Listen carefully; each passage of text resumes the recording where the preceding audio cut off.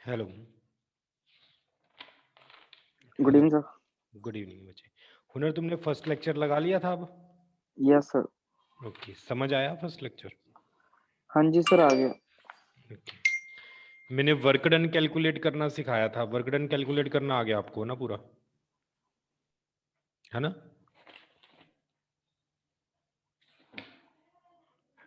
Hello. Hello. सागर। हुनर। बच्चों आवाज आ रही है मेरी?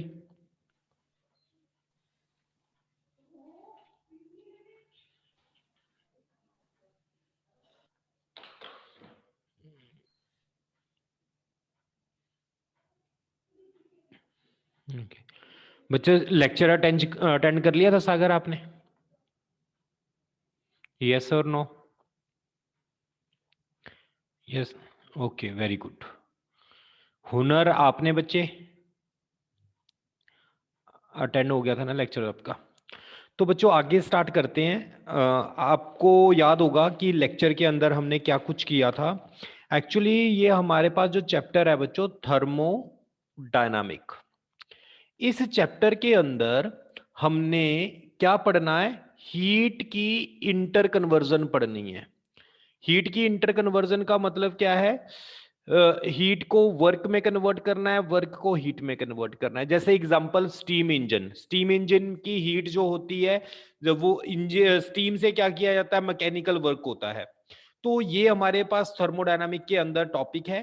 थर्मोडायनामिक के अंदर बेसिकली तीन लॉज हैं। फर्स्ट लॉ, सेकंड लॉ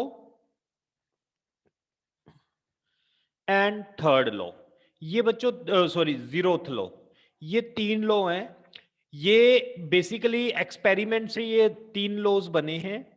तो इसके अंदर सबसे पहले थर्मोडायनामिक को जब हम स्टार्ट करते हैं, जैसा कि आपको पता है थर्मोडायनामिक्स के अंदर जो हमने वेरिएबल्स पढ़ने हैं, कौन कौन सी टर्म्स के बारे में पढ़ना है बच्चों? रिस्पॉन्स करोगे थोड़ा सा? प्रेशर के बारे में पढ़ेंगे, यस। वॉल्यूम के बारे में पढ़ेंगे, हाँ जी। टेम्परेचर के बारे में पढ़ेंगे, और किसके बारे में पढ़ेंगे? यस बच्चों, अमाउंट ऑफ सब्सटेंस के बारे में पढ़ेंगे, और मास के बारे में पढ़ेंगे। इन क्वांटिटीज के बारे में पढ़ेंगे बच्चों। पहले हमने थर्मोडायनामिक्स से पहले मैकेनिक्स पढ़ी है, वहां पर speed, velocity, acceleration, displacement, in terms के बारे में पढ़ते थे। आज हमने इन टर्म्स के बारे में पढ़ना है। इन टर्म्स को बच्चों मैक्रोस्कोपिक टर्म्स भी बोलते हैं। मैक्रोस्कोपिक लेवल, बड़े लेवल पर हमने स्टडी करनी है। तो बड़े लेवल पर हम प्रेशर, वॉल्यूम, टेम्परेचर ही देखेंगे। और थर्मोडायनामिक के अंदर बेसिकली हमने गैसेस की ही ज्यादातर बात करनी है, सॉलिड्स और लिक्विड की बात इतनी नहीं करनी, हमने ज्यादातर गैसेस की ही बात करेंगे। तो इसके अंदर सबसे पहले मैंने आपको जीरोथ लॉ करवा दिया था। जीरोथ लॉ क्या होता है बच्चों? आपको याद है किसी को जीरोथ लॉ क्या होता है? और मुझे एक बता दो, थर्मल इक्विलिब्रियम क्या होता है? अगर आपने लेक्चर लगाया है तो आपका हल्का सा रेपिटेशन भी हो जाएगा लेक्चर का। तो मुझे दो टर्म्स के बारे में बता दो, थर्मल इक्विलिब्रियम क्या होता है और जीरोथ लॉ क्या होता है? कोई बता सकता है मुझे यहां पर? यस बच्चों, सागर, हुनर, रिस्पॉन्स करो। कुछ भी आपको याद हो, थर्मल इक्विलिब्रियम क्या होता है और जीरोथ लॉ क्या होता है? पहले थर्मल इक्विलिब्रियम बताओ क्या होता है। सर नेट एक्सटर्नल फोर्स, और वो होता है जो जीरो हो जाती है जब। नहीं बच्चे, वो तो थर्मल, वो मैकेनिक्स में होता है। अब हम थर्मोडायनामिक की बात करते हैं। थर्मोडायनामिक्स के अंदर थर्मोडायनामिक के वेरिएबल कौन से होते हैं बच्चे? Pressure, volume, temperature, temp amount of substance, mass. And mass. यहां यस पर सर। बच्चे फोर्स की तो बात करनी ही नहीं थर्मोडायनामिक के अंदर। यानी ओके। ये टर्म्स जो हैं, प्रेशर, वॉल्यूम, टेम्परेचर, इनकी बात करनी है। अगर ये चीजें कांस्टेंट हों, यानी all thermodynamic variable, all thermodynamic variable क्या हो बच्चे? कांस्टेंट हो, तो उसे क्या बोलेंगे? थर्मल इक्विलिब्रियम बोलेंगे। अब कौन कौन से थर्मोडायनामिक वेरिएबल कांस्टेंट हो, बोलो जल्दी। प्रेशर, यस बच्चों, pressure, volume, temperature, amount of substance, mass. अगर ये चीजें कांस्टेंट हो तो इसको हम क्या बोलेंगे? Body is in thermal equilibrium. Clear है? कोई डाउट तो नहीं है किसी को यहां तक? No sir. ओके। लेकिन ना बुक में ना आपके लिखा होता है थर्मल इक्विलिब्रियम का मींस टेम्परेचर सेम होना। थर्मल इक्विलिब्रियम का मींस सेम टेम्परेचर, ये आपकी बुक में लिखा हुआ है। लेकिन अगर आप थोड़े से इसको अच्छे लेवल पर स्टडी करोगे तो थर्मल इक्विलिब्रियम का मतलब थर्मोडायनामिक वेरिएबल क्या हो? कांस्टेंट हो। तो example pressure, volume, temperature, amount of substance, mass, ये अच्छे लेवल पर है। यानी अगर मैं इसको बहुत अच्छे लेवल पर कहूं तो ये बात करेंगे। अगर सिंपल आपने कोई सिंपल बोर्ड के पेपर ही देने हैं तो आपके लिए थर्मल इक्विलिब्रियम के लिए मेनली यहां पर हम टेम्परेचर की बात करेंगे। तो थर्मल इक्विलिब्रियम का मतलब सेम टेम्परेचर भी आप कर सकते हो। क्लियर बच्चों? कोई डाउट तो नहीं है? थर्मल इक्विलिब्रियम का डीप में मतलब तो होता है थर्मोडायनामिक वेरिएबल कांस्टेंट होने चाहिए, वो चेंज नहीं होने चाहिए। लेकिन इस चैप्टर के अंदर हम बेसिकली टेम्परेचर के बारे में पढ़ेंगे, तो हम थर्मल इक्विलिब्रियम को ये भी बोल सकते हैं सेम टेम्परेचर। तो जीरोथ लॉ क्या होता था? जीरोथ लॉ मैंने आपको समझाया था, किसी को याद है जीरोथ लॉ क्या था? यस बच्चों, जीरोथ लॉ मैंने आपको समझाया था। ये ए बॉडी है, ये एक यहां पर एक गैस डाल ली है, यहां पर बी गैस डाल ली है, यहां सी डाल ली है। तीन अलग अलग हैं। इसका टेम्परेचर बच्चे टीए है, इसका टेम्परेचर टीबी है, इसका टेम्परेचर टीसी है। और ये जो वॉल है इसको बोलते हैं कंडक्टिंग वॉल, इसको बोलते हैं बच्चे इंसुलेटिंग वॉल यानी नॉन कंडक्टिंग वॉल। बच्चे अब पता क्या है, समझो मेरी बात। जीरोथ कहता है हीट इधर से ट्रांसफर होगी, इधर से भी ट्रांसफर होगी, है ना? क्योंकि ये कंडक्टिंग वॉल है। तो अगर कुछ देर बाद टी ए का टी सी से टेम्परेचर बराबर हो जाएगा और टी बी का किसके बराबर हो जाएगा बच्चे? टी सी के। तो जीरोथ लॉ कहता है अगर ए सी का टेम्परेचर बराबर है, बी सी का टेम्परेचर बराबर है, अगर मैं यहां से नॉन कंडक्टिंग वॉल हटाता हूं तो यहां से ए से बी तक कोई हीट फ्लो नहीं करेगी, तो टी ए का भी बी के बराबर होगा। This is zeroth law. कहता इसको सिंपल वर्ड में समझना है। ए बी सी तीन फ्रेंड हैं, कहता ए बी का फ्रेंड है, बी सी का फ्रेंड है, तो ए और सी भी फ्रेंड हुए। This is called zeroth law. अगर आपको कोई डाउट है तो बच्चों आप पूछ सकते हो मुझसे। No sir. लेक्चर को थोड़ा सा रिवाइंड करके बच्चों बार बार सुना करो जो मैं आपको बोलता हूं। पहले कॉन्सेप्ट को ना 100% क्लियर करो। कोई आपने कोई एक्स्ट्रा कुछ नहीं पढ़ना, जो मैं पढ़ा रहा हूं पहले उसको बार बार 2-3 बार दिमाग में बिठा लो, उसके नोट्स बना लो, उसके बाद अपनी एनसीईआरटी की टेक्स्ट बुक खोलो, उसके क्वेश्चंस सोल्व करो, और कुछ नहीं करना आपने। फिजिक्स में मार्क खा ही नहीं सकते आप कभी भी। ये चीज करनी है और कुछ नहीं करना आपने। यस बच्चों, मैं इसको रब कर रहा हूं। इसके बाद मैं पहले तो आपको सारा रिपीट करवा रहा हूं क्योंकि मुझे भी सेटिस्फेक्शन नहीं मिलती जब तक मैं लाइव नहीं लगाता आपको लेक्चर। तो इसके बाद बच्चों मैंने आपको 2 टर्म्स के बारे में करवाया था थर्मोडायनामिक्स के अंदर। कौन कौन सी 2 टर्म्स थी? एक वर्क डन था, दूसरा कौन सा था बच्चे? Internal energy. ये 2 टर्म्स थी। इन 2 टर्म्स के बारे में मैंने वर्क डन के बारे में बताया था, आपको इंटरनल एनर्जी के बारे में नहीं बताया था। आपको याद है बच्चों वर्क डन के बारे में मैंने क्या बताया था? वर्क डन क्या होता है?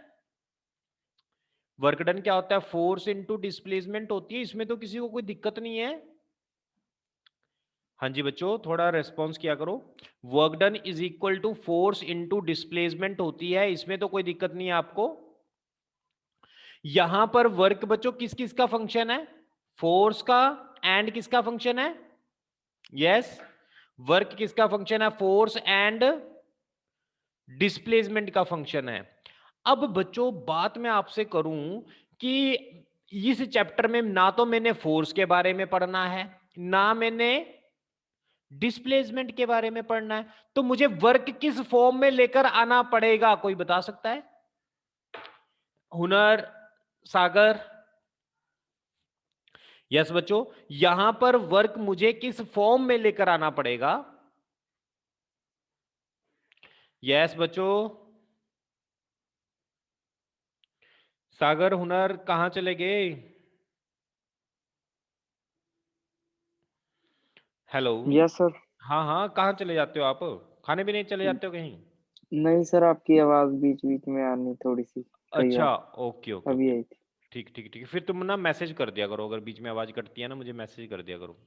सर नहीं, मुझे लगा कई बार नेट प्रॉब्लम होती है तो। हम्म, ओके। सर अच्छा, रिपीट करना, क्या पूछ रहे थे? मैंने ये पूछा है कि वर्क डन का फॉर्मूला फोर्स इनटू डिस्प्लेसमेंट होता है ना? आपने पढ़ा यस हुआ है। सर। इस चैप्टर में क्या हमने फोर्स के बारे में पढ़ना है? No sir. डिस्प्लेसमेंट के बारे में पढ़ना है? No sir. हमने किसके बारे में पढ़ना है?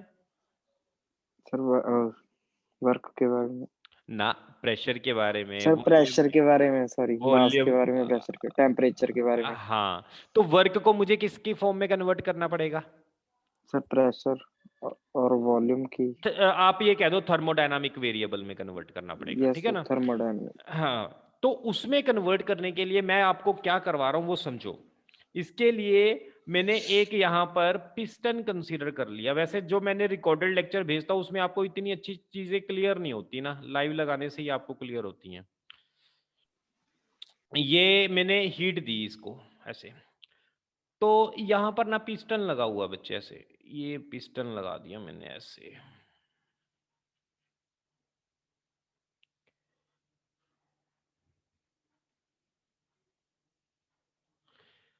अब बच्चे मैंने इसको हीट दी, हीट देने से क्या होगा?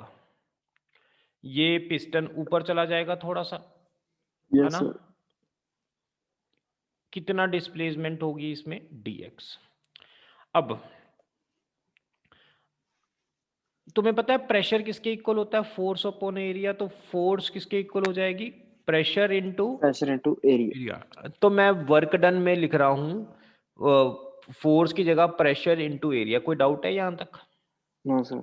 अब डिस्प्लेसमेंट कितनी हो रही है? बड़ी छोटी सी डिस्प्लेसमेंट हो रही है, तो स्मॉल वर्क डन किसके इक्वल होगा? P a small displacement. Any doubt यहां तक? No sir.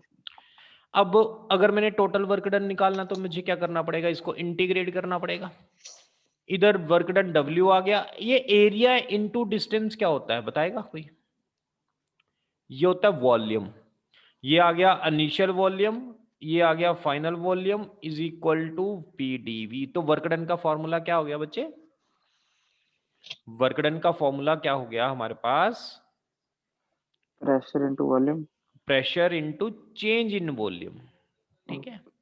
Yes sir. Work done होता चेंज इन वॉल्यूम की वजह से है। बच्चे मैं एक चीज अगर और बताऊं, ये P और dV कभी भी ऐसा हो, x dy हो, y dx हो, कुछ कभी भी ऐसी दो टर्म मल्टीप्लाई में हो ना, मल्टीप्लाई करने के बाद अगर ये होता है, इसका सम होता है इंटीग्रेशन का, इसका मतलब होता है प्लस। अगर दो टर्म को मैं मल्टीप्लाई करके प्लस करता हूं तो वो एरिया कहलाता है। किसका एरिया? यहां एरिया किसका होगा? Area of PV graph.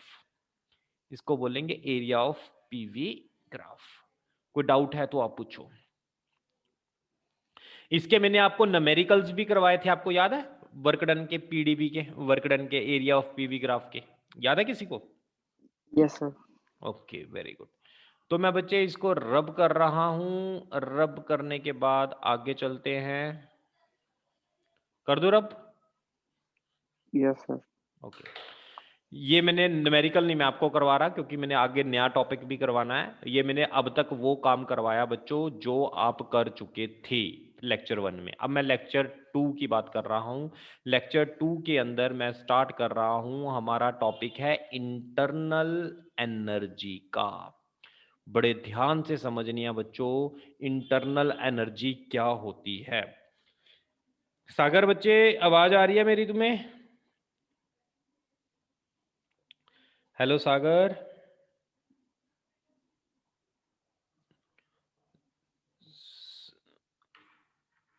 सागर का मुझे लगता है माइक नहीं चल रहा। ओके, ओके सागर। सागर हेडफोन लगा लिया कर, उससे आपको आवाज साउंड आएगी। हेडफोन लगा के ना, कॉल ओवर इंटरनेट होता है, उसको बटन को प्रेस कर दो तो आपको साउंड आया करेगी वो, फिर आप भी बोल सकते हो। अब देखो बच्चों इसके अंदर क्या है, इंटरनल एनर्जी क्या होती है समझते हैं हम। मुझे ये बताएगा कोई, इंटरनल एनर्जी से पहले टोटल एनर्जी क्या होती थी किसी भी बॉडी के पास? टोटल एनर्जी किस किस के इक्वल होती थी, बताएगा कोई? एनर्जीज आपको कितनी तरह की पता है? यस, एनर्जीज आपको कितनी तरह की पता है? दो तरह की, एक काइनेटिक एनर्जी और एक पोटेंशियल एनर्जी। काइनेटिक एनर्जी किसकी वजह से होती है? काइनेटिक एनर्जी किसकी वजह से होती है? Due to motion. Potential energy किसकी वजह से होती है? Due to rest. Position, yes sir, ठीक है। शेप, और शेप को कॉन्फ़िगरेशन भी बोल देते हैं। ठीक है। अब बच्चों अगर मैं एक कंटेनर मानूं, अब ध्यान से मेरी बात समझना, एक मैंने कंटेनर मान लिया, ठीक है, उस कंटेनर के अंदर मैंने क्या डाल दी? गैस डाल दी, ठीक है, इस कंटेनर के अंदर मैंने क्या डाल दी? गैस डाल दी। इस कंटेनर को मैं उठा के कहां ले गया? इस कंटेनर को मैं उठा के यहां तक ले गया। कितनी हाइट तक ले गया बच्चे? एच हाइट तक ले गया, और मैं इसको ऊपर को कंटिन्यू चला रहा हूं, तो इसके पास कौन कौन सी एनर्जी होगी, कोई बताएगा? यस, काइनेटिक एनर्जी होगी कि नहीं होगी? बोलो बच्चों, काइनेटिक एनर्जी होगी या नहीं होगी? Yes sir. Half m v square. Potential energy होगी या नहीं होगी? mg। बच्चों अब ध्यान से मेरी बात सुनना, ये दो एनर्जी तो होती होती हैं। अब अगर इसके अंदर गैस डाली है ना, तो इस गैस मॉलिक्यूल्स ये क्या स्टेशनरी होंगे? गैस मॉलिक्यूल कोई किधर जाएगा, कोई किधर जाएगा, कोई किधर जाएगा, कोई किधर जाएगा, ऐसे जाएगा? बोलो। गैस के हमारे हमारे कमरे के अंदर जो गैस मॉलिक्यूल है, क्या वो स्टेशनरी होते हैं? बोलो जल्दी बोलो, क्या वो स्टेशनरी होते हैं गैस मॉलिक्यूल हमारे रूम के अंदर? नो। यानी ये मॉलिक्यूल भी कुछ एनर्जी प्रोसेस करते हैं, उस एनर्जी को बोलते हैं बच्चे इंटरनल एनर्जी। जो मॉलिक्यूल की खुद की एनर्जी होती है, that energy is called internal energy. यानी टोटल एनर्जी अब गैस के लिए क्या हो जाएगी? Kinetic energy plus potential energy plus, yes बच्चों बोलो, प्लस इंटरनल एनर्जी। अब ये इंटरनल एनर्जी किस किस की वजह से हो सकती है, कोई बता सकता है मुझे? इंटरनल एनर्जी किस किस की वजह से हो सकती है? मॉलिक्यूल्स का रैंडम मोशन, यस बच्चों, रैंडम मोशन की वजह से हो सकती है, यानी काइनेटिक एनर्जी की वजह से हो सकती है। और किसकी वजह से हो सकती है? ये कोई किस शेप का है, कोई किस शेप का है, पोटेंशियल एनर्जी की वजह से भी हो सकती है। और किसकी वजह से हो सकती है? यस बच्चों, ये इंटरनल एनर्जी और किसकी वजह से हो सकती है? बोलो जल्दी। ये मॉलिक्यूल्स वाइब्रेट भी करते हैं, ऐसे अपनी पोजीशन पर ऊपर नीचे होते हैं, ऐसे अपनी पोजीशन पर, तो वाइब्रेशनल एनर्जी। बच्चों अब मैं आपको बता रहा हूं, जो इंटरनल एनर्जी होती है वो गैस मॉलिक्यूल के खुद की एनर्जी होती है। और जो गैस मॉलिक्यूल के खुद की एनर्जी होती है वो गैस मॉलिक्यूल के मोशन की वजह से हो सकती है, गैस मॉलिक्यूल की कोई खास पोजीशन की वजह से, शेप की वजह से हो सकती है, गैस मॉलिक्यूल के अंदर उनकी वाइब्रेशन की वजह से हो सकती है। कोई डाउट है बच्चों तो आप पूछ सकते हो इस चीज को, यहां तक? यस बच्चों चलें आगे। मैं रब कर रहा हूं इसको। अब बच्चों इंटरनल एनर्जी किस किस के इक्वल होती है? Internal energy is equal to, yes बच्चों, इंटरनल एनर्जी किस किस की वजह से हो सकती है? हाँ जी, internal energy due to kinetic energy of gas molecules, yes, potential energy plus vibration energy, इनकी वजह से क्या हो सकती है, इंटरनल एनर्जी हो सकती है। कोई किसी को डाउट है तो आप यहां तक मुझसे पूछ सकते हो बच्चों, कोई यहां तक कुछ पूछना चाहता है तो आप मुझसे पूछ सकते हो।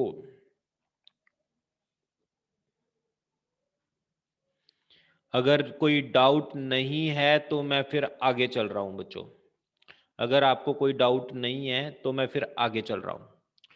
आइडियल गैस के लिए, आइडियल गैस की बच्चों, मैं जो आइडियल गैस की बात करता हूं ना, आइडियल गैस के लिए जो ये पोटेंशियल एनर्जी होती है, पोटेंशियल एनर्जी शेप की वजह से होती है, पोजीशन की वजह से होती है। जैसे दो मासीज हैं, ये दो मासीज एक दूसरे को क्या करते हैं, अट्रैक्ट करते हैं। आइडियल गैस के लिए आपने याद रखना है बच्चों, पोटेंशियल एनर्जी 0 होती है।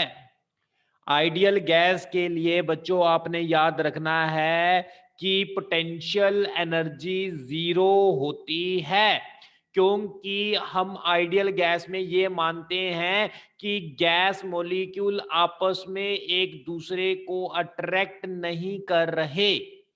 That's why we consider potential energy 0 for ideal gas. और ये जो वाइब्रेशन एनर्जी होती है ये एट वेरी हाई टेम्परेचर पर होती है बच्चों।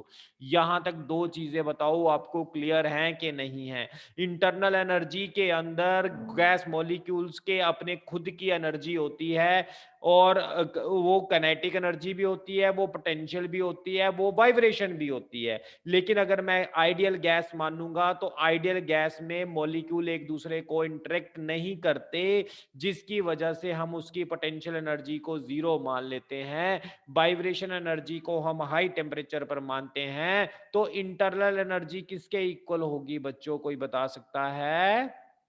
इंटरनल एनर्जी किसके इक्वल होगी, अकेली? यस बच्चों, internal energy is equal to kinetic energy of ideal gas. ये है इंटरनल एनर्जी।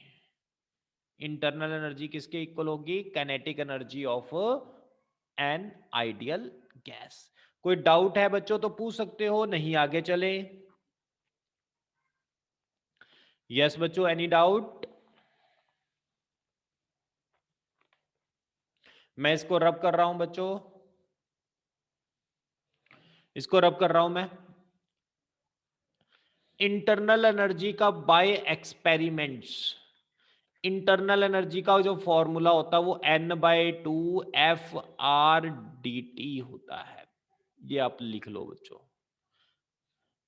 या मैं इसको N/2 FR/T2 - T1 भी लिख सकता हूं। ये बाय एक्सपेरिमेंट्स हैं। N क्या होता है, नंबर ऑफ मोल्स होते हैं। F क्या होता है, इसको बोलते हैं डिग्री ऑफ फ्रीडम। ये नई टर्म है आपके लिए, अभी आपको आगे चल के बताऊंगा डिग्री ऑफ फ्रीडम। R क्या होता है बच्चे, molar gas constant.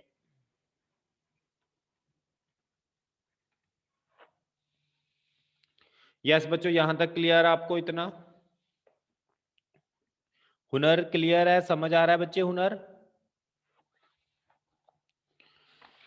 Hello? Yes sir, आ रहा है।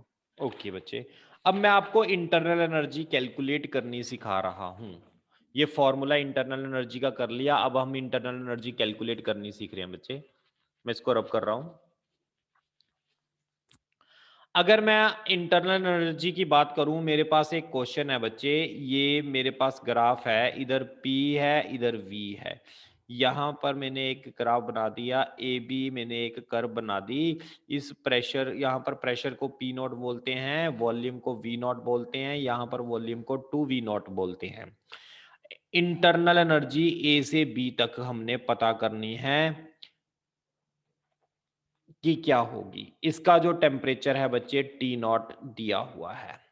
बच्चे इंटरनल एनर्जी अगर मैंने निकालनी है तो क्या करेंगे? इंटरनल एनर्जी का फॉर्मूला क्या होता है? N/2 F/R। यस बच्चों, final temperature minus initial temperature. अब मुझे इस पॉइंट का बच्चे टेम्परेचर चाहिए, टी भी मुझे पता करना पड़ेगा, तब जाकर मेरे पास इंटरनल एनर्जी आएगी। अगर मैं बात करूं सबसे पहले तो इसके अंदर मेरे पास टी ए कितना दिया हुआ बच्चे? T not. टी भी मैंने क्या करना है? पता करना है। वो मैं कैसे पता करूंगा? वो देखो, by ideal gas equation. Ideal gas equation आपको याद होगा, PV is equal to NRT होती है बच्चों। ये आइडियल गैस इक्वेशन होती है, PV is equal to NRT.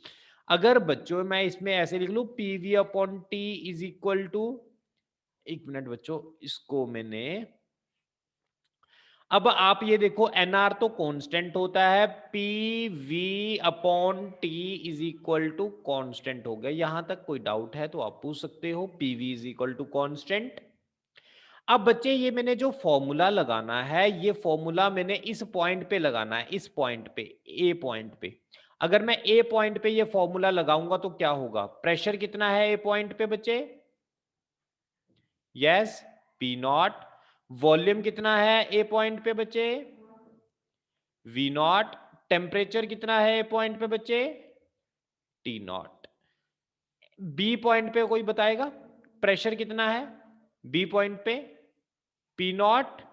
Volume कितना है बच्चे बी पॉइंट पे? Yes, 2V0। टेम्परेचर मुझे टीबी पता करना है, P not V not, P not V not cancel हो गया, तो TB is equal to 2T0। ये आ गया। तो इंटरनल एनर्जी हमारी पास क्या आ जाएगी बच्चे? N/2 F/R 2T0 minus T0। तो N/2 F/R T0, ये मेरे पास आ गई इंटरनल एनर्जी।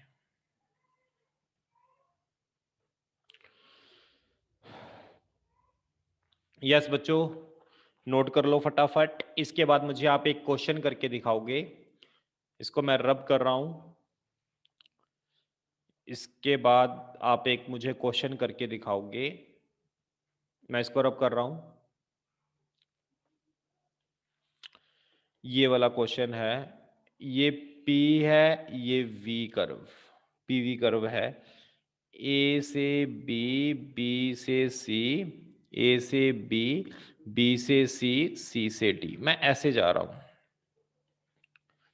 ये मेरा वॉल्यूम दिया हुआ है बच्चे वी नॉट, और ये मेरा वॉल्यूम है 2V नॉट, और ये मेरा प्रेशर है पी नॉट, और ये प्रेशर है 2P नॉट।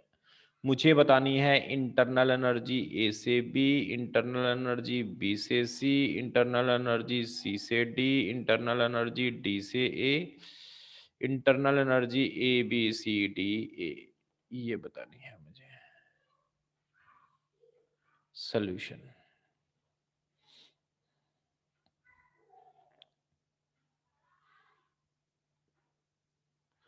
हाँ जी बच्चों, ए से बी तक मुझे इंटरनल एनर्जी बतानी है, इसका टेम्परेचर टी नॉट है। बच्चे मुझे अगर ए से बी तक इंटरनल एनर्जी बतानी है तो मुझे क्या चाहिए? ए और बी का टेम्परेचर चाहिए। ए का टेम्परेचर कितना है? T not. मुझे किसका टेम्परेचर पता करना पड़ेगा? टी बी का। अगर मुझे बी सी की बतानी है तो मुझे किसका कैलकुलेट करना पड़ेगा? सी का भी। अगर मुझे सी डी की पता करनी है तो मुझे डी का भी। तो चारों मुझे टेम्परेचर पता करने हैं। तो पहले मुझे ये बता सकते हो कि टेम्परेचर हम बी का कैसे कैलकुलेट करेंगे? यस सुनर, टेम्परेचर बी का कैसे कैलकुलेट करेंगे? इसके लिए देखो फॉर्मूला क्या होता था, PV upon T is equal to constant. थोड़ा बहुत आप कंट्रीब्यूट करा करो, चाहे आप गलत ही बोलो, कोई दिक्कत नहीं है। हाँ जी, PV upon T is equal to constant होता है। ए पॉइंट पे प्रेशर कितना है बच्चे? ए पॉइंट पे प्रेशर कितना है? Yes, P not. वॉल्यूम कितना है ए पॉइंट पे बच्चे? We not. और टेम्परेचर कितना है पॉइंट पे बच्चों? T not. बी पॉइंट पे कोई बताएगा मुझे प्रेशर कितना है? 2P not. वॉल्यूम कितना है बी पॉइंट पे? V not. और टेम्परेचर कितना है बी पॉइंट पे बच्चों? वो मुझे कैलकुलेट करना है। P not V not cancel हो गया, तो टी बी किसके इक्वल आ गया, 2T0। कोई डाउट है तो आप पूछ सकते हो यहां तक। यस बच्चों, एनी डाउट? अब मुझे टी सी का कोई टेम्परेचर निकाल सकता है? टी सी का कैसे कैलकुलेट करेंगे? बी और सी की बात कर लो। बी का तो आपने निकाल लिया कितना, 2T0। सी का कैसे निकाल लेंगे? यस बच्चों, सी का टेम्परेचर कैसे कैलकुलेट करेंगे? हाँ जी, बी और सी को कंपेयर कर लो। फॉर्मूला क्या होता था, P V upon T is equal to constant. बोलो जल्दी, बी पॉइंट का प्रेशर कितना है? यस सुनर, बी पॉइंट का प्रेशर कितना है? 2P0। बी पॉइंट का वॉल्यूम कितना है बच्चों? Sir 2V0। ओ वेरी गुड। टेम्परेचर कितना है बी पॉइंट का? Sir 2T0। इसी तरह मुझे सी पॉइंट का कैलकुलेट करना है। सी पॉइंट का प्रेशर कितना है? Sir 2P0। और सी पॉइंट का वॉल्यूम कितना है? Sir 2V0। 2V0 upon temperature कितना है, मुझे कैलकुलेट करना है सी का। P yes not sir. V not, P not V not cancel हो गया, सर 2 2 से से 2 कट गया। तो टी सी कितना आ गया, 2T sir not. 2T। 2T0 या 4T0? 4T0 है ना, सर यस 4T0। 4T0 आ गया। ओके अब मुझे ए और डी में से डी का कैलकुलेट करके बताओ क्या आएगा, जल्दी बताओ डी का क्या आएगा। इसका आ गया 4T0। मुझे डी का कैलकुलेट करके बताओ अब कितना आएगा। Sir 2T0। 2T0 आ गया, वेरी गुड। इसको कर लेते हैं हम।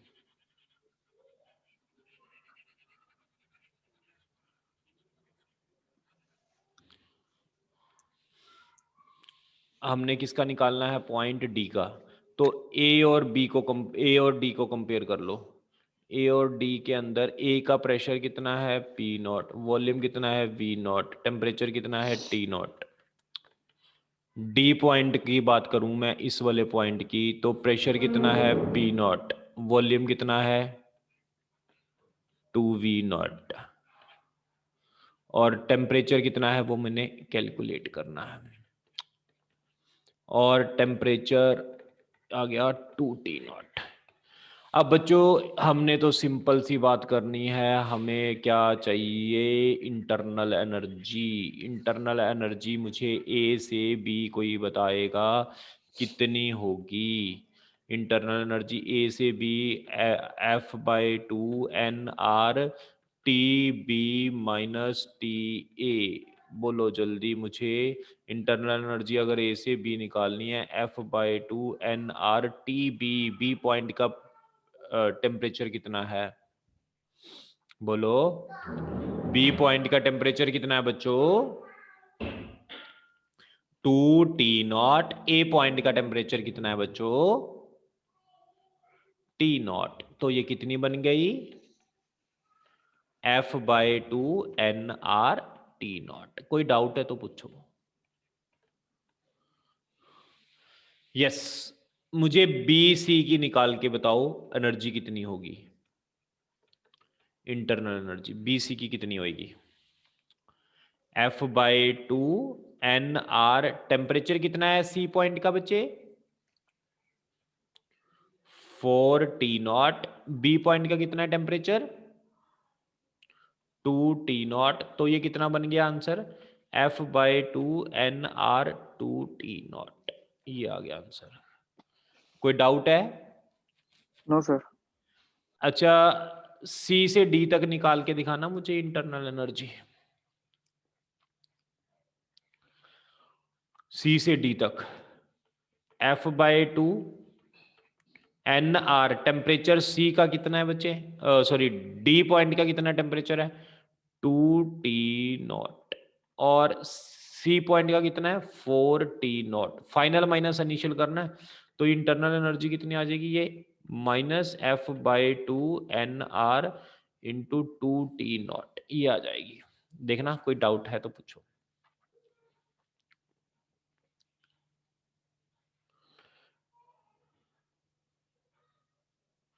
कोई डाउट है तो पूछो।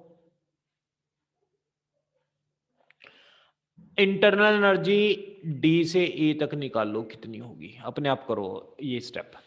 डी से ए निकालो, फिर ए बी सी डी ए, फिर सभी को ऐड करके बताओ कितनी होएगी। जल्दी करो ये पार्ट बच्चों जल्दी करो।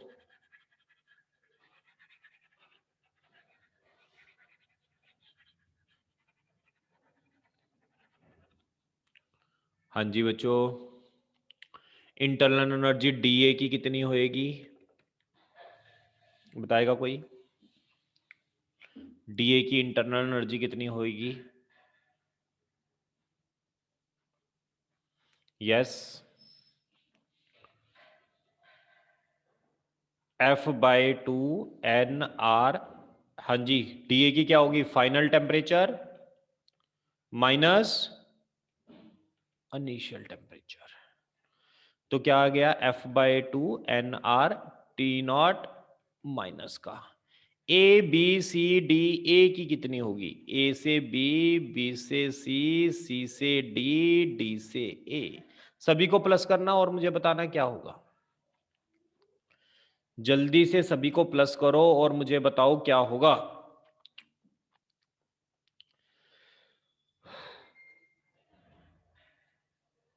यस बच्चों,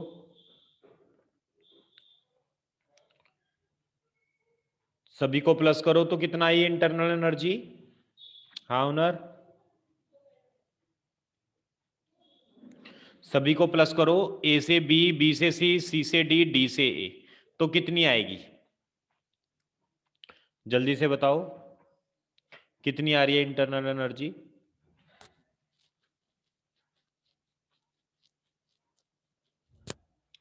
जीरो आ जाएगी बच्चों, जीरो आ जाएगी। आप करके देख लो internal energy,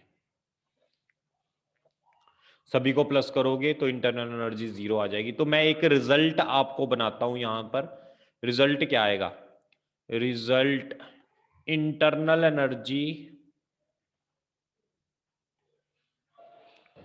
on a close cycle is always zero.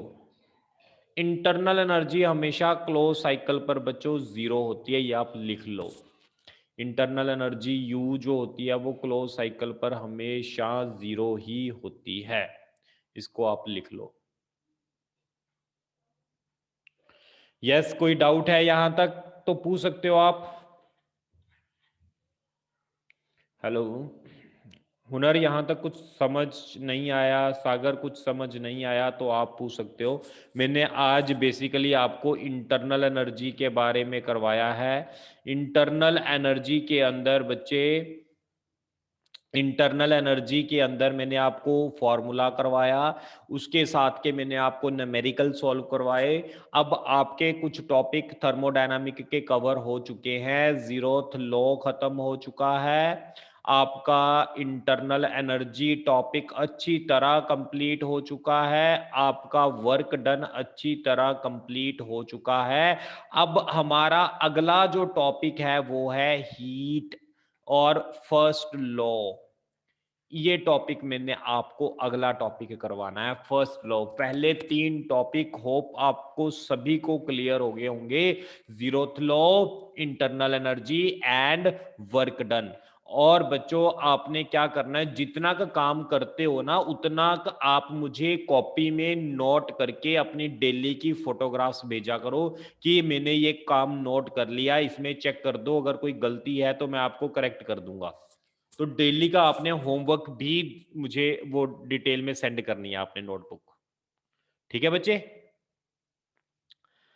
ठीक है। तो बस आज के लिए आप इतना करो। ये हीट लॉ फर्स्ट लॉ मैं आपको कल करवाऊंगा अगला टॉपिक। और मैं आपको बता दूं बच्चों, मॉर्निंग जो क्लास होती है 10:30 और टू 11:30 और 11:30 टू 12:30 इसके अंदर मैं आपको बता देता हूँ। इसके अंदर आपने क्या करना है, पहले आपकी केमिस्ट्री लग जाएगी, बाद में फिजिक्स लग जाएगी। ये ऐसा क्यों किया है वो मैं आपको रीज़न बता देता हूँ। क्योंकि अब हमने ऑनलाइन और ऑफलाइन को थोड़ा अलग कर दिया, थोड़ा-सा उसमें ऑफलाइन में दिक्कत आ जाती है जब हम ऑफलाइन और ऑनलाइन कंबाइन करते हैं। इसलिए मेरी पहले 10:30 पे फिजिक्स की ऑफलाइन होती है, तो मैं 11:30 पे फिजिक्स की ऑनलाइन लिया करूँगा। मैम की 11:30 पे ऑफलाइन होती है, तो वो 10:30 पे ऑनलाइन लिया करेंगे। अगर कुछ टाइम में चेंज करना है